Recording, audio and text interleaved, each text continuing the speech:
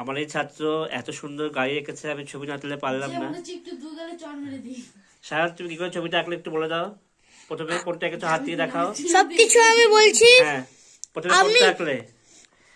আমি সব জায়গার থেকে প্রথমে এখান থেকে শুরু করলাম। হ্যাঁ, এরকম করতে করতে আস্তে আস্তে করতে করতে খুব বাজে হয়ে গেছিল, কিন্তু পুরোটা হওয়ার পরে আমি এরকম ভাবে সুন্দর বানালাম। বাহ, খুব সুন্দর হয়েছে। আর এখনো এই মাছটা আঁকছে।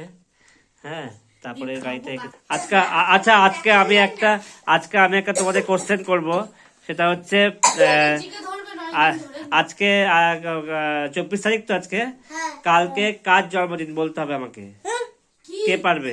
আমি বলতে পারবো। বলো। কালকে সান্টার জন্মদিন।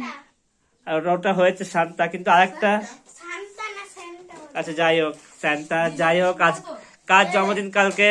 ও আরেকটা দেখাই, আমার এক ছাত্র এই যে এইটা এঁকেছে, এই যে এইটা এঁকে নিয়ে এসছে, আমি এখানে লাগিয়ে দিয়েছি, খুব সুন্দর।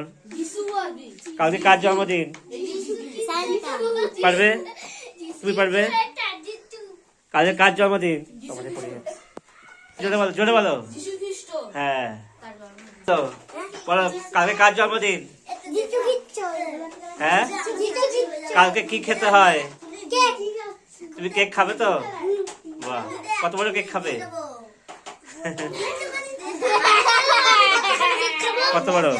আমি চকলেট কেক এতখানি খাবো। বাহ, ছবিটা আমি আঁকলাম। তোমার নাম কি? উৎপল দাস। বাহ, ছবিটা একটু সুন্দর হয়েছে। একটু বুঝিয়ে দাও আঙুল দিয়ে কোনটা কি, তোমার আঙুল দিয়ে আমার বুঝাতে হবে। বলো। এটা কি?